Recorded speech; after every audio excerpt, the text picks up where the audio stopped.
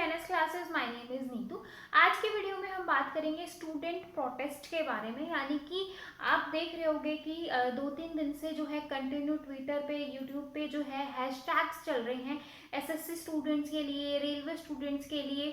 तो हमें भी जो है जो टीचर्स बनने वाले हैं, जो टीचर्स के लिए प्रिपरेशन कर रहे हैं, मैं नहीं कह रही सिर्फ टीचर्स के लिए, जितने भी स्टूडेंट है, क्योंकि यहाँ पर स्टूडेंट प्रोटेस्ट की बात हो रही है। क्योंकि ये जो बात है वो इतनी ज़्यादा इम्पॉर्टेंट क्यों है, स्टूडेंट का जो ये मुद्दा है वो इतना इम्पॉर्टेंट क्यों है, क्योंकि हमारे देश में जो यूथ है वो सबसे ज़्यादा बेरोजगार हैं।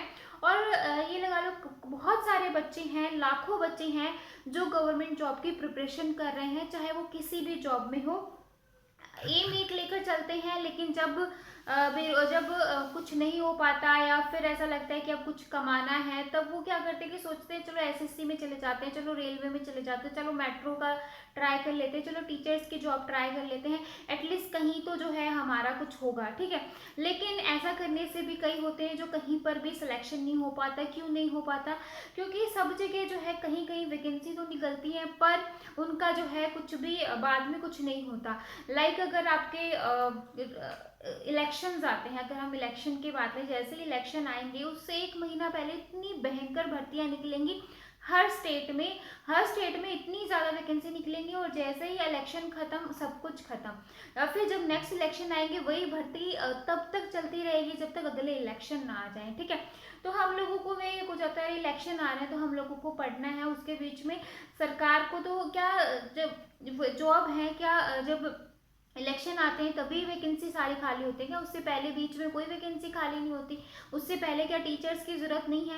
वैसे तो कह रहे हैं कि 30 बच्चों पे एक एक बच्चा चाहिए, लेकिन अगर कहीं जाके देखें तो 100 बच्चों पे एक टीचर आपको मिलता है।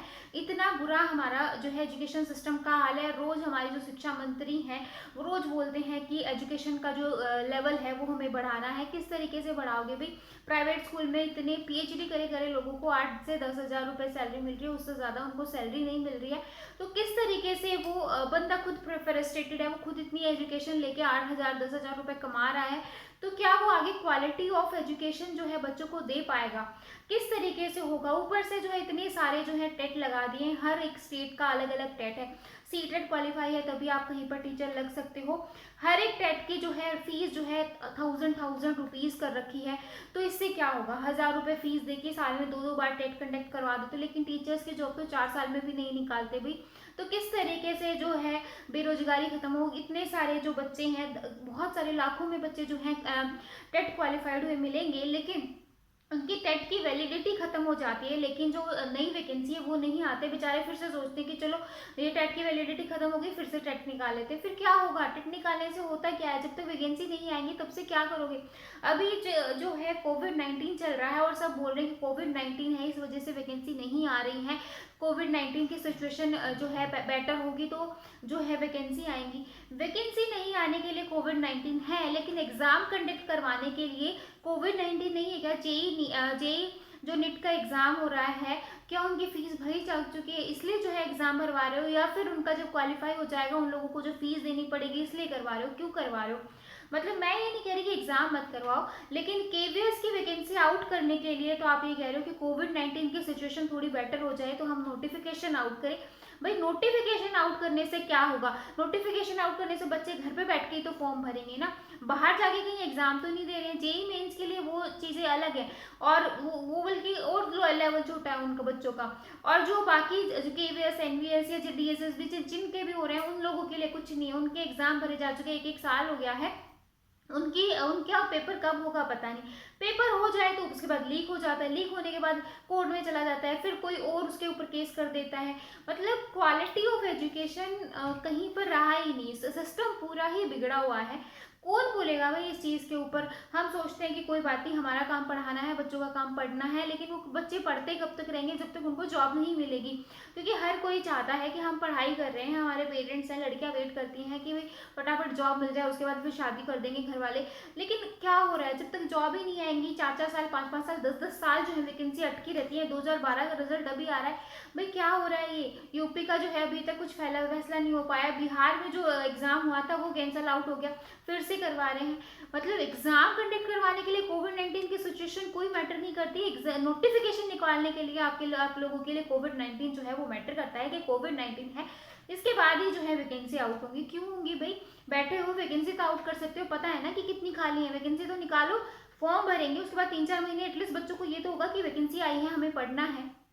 लेकिन नहीं, इन सारी चीज़ों के लिए आपके पास तो बहाने हैं। तो मैं यहाँ पर ये नहीं कह रही कि सिर्फ टीचर्स के लिए आवाज़ उठाओ। आजकल जो है 2 टैग जैसे यहाँ पर मेंशन है, मैंने लिखे हैं, speak for SSC railway students और स्पीक अप फॉर टीचर्स, ठीक है। तो ये जो टैग है वो बहुत ज़्यादा जो है आज के अभी 2-3 दिन से काफ़ी जो है, और मैं चाहती हूँ कि जितने भी स्टूडेंट्स हैं, जितने भी बच्चे हैं, चाहे वो किसी भी जॉब की प्रिपरेशन कर रहे हो, टीचर्स की, रेलवे की, या फिर आपका कोई भी आपका एग्ज़ाम हो, जिसकी भी प्रिपरेशन कर रहे हो, ट्विटर पे जाके ये हैशटैग जो है इनको यूज़ करो, ताकि सरकार को पता चले कि हाँ, जो बच्चे हैं, जो यूथ हैं, वो भी परेशान हैं। क्योंकि बहुत सारे बच्चे ऐसे हैं जो घर से बाहर बैठे हुए हैं, हॉस्टल में बैठे हुए हैं, और जो है पढ़ाई कर रहे हैं, रेंट दे रहे हैं, हर चीज़ दे रहे हैं, लेकिन कब तक देंगे, कब तक वो रेंट देंगे, कब तक अपने घर वालों को बोलेंगे कि हाँ अभी एग्जाम होगा, अभी एग्जाम होगा। एग्जाम हो रहा है, एग्जाम होने के बाद उसका रिजल्ट नहीं आ रहा है, उसके ऊपर स्टे लग जा रहा है, कोर्ट का स्टे आ गया, या एग्जाम कैंसिल आउट हो रहा है, फिर ऊपर से फिर से री एडवर्टीजमेंट हो जाती है। क्या हो रहा है भाई? मतलब धंधेबाजी बना रखी है सरकार ने। क्यों बना रखा है ऐसे समझ ही नहीं आ रहा। वैसे तो कह रहे हैं कि इतनी सारी वैकेंसी खाली पड़ी है, आरटीआई का जवाब आता है तो इतनी सारी वैकेंसी है, बाद में उनको वैकेंसी को घपला चपला करके कहते देते हैं कि अब वैकेंसी नहीं है, वैकेंसी खत्म हो गई है। ऐसे कैसे एकदम से वैकेंसी खत्म हो जाती है भाई? आपके पास 2,500-3 हज़ार वैकेंसी थी, 4,000 वैकेंसी थी, एकदम से आप 2 महीने बाद, 3 महीने बाद आप बोलते हो कि अब वैकेंसी खत्म है।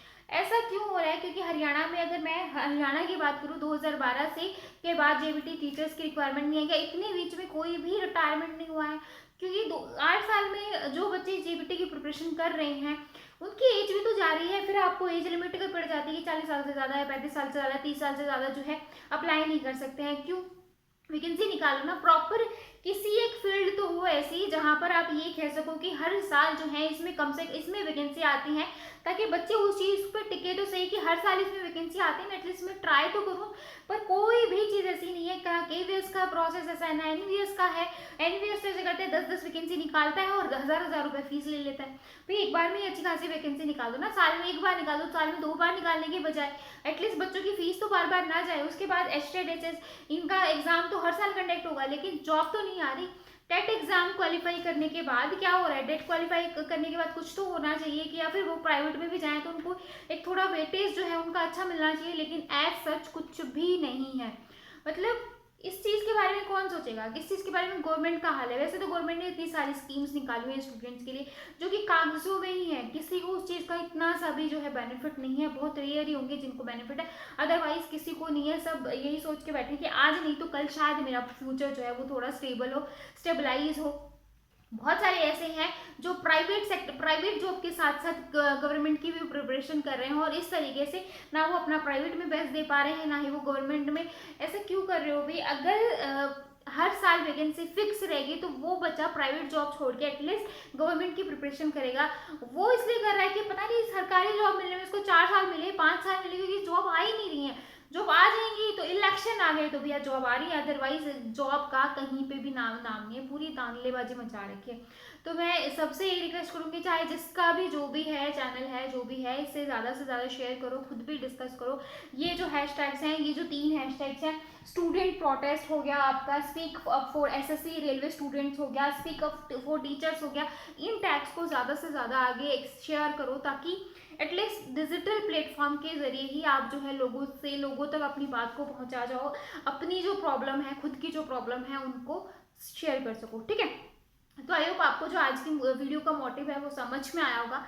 इसलिए मैं आपसे कह रही हूँ कि ज़्यादा से ज़्यादा वीडियो को शेयर करो, या फिर ज़्यादा से ज़्यादा जो टैग है, एटलीस्ट आपकी 2 मिनट लगेंगे, लेकिन आपकी लाइफ है, आपकी पूरी लाइफ ही यही है। ठीक है, तो इसको जाके शेयर करो, आपको भी इससे वो होगा, शायद इसी थ्रू शायद गवर्नमेंट कुछ सुने हमारी। ठीक है, तो आई होप आपको पूरी जो वीडियो है उसका मोटिव समझ में आया तो प्लीज़ चैनल को लाइक और सब्सक्राइब करना बिल्कुल मत भूलेगा।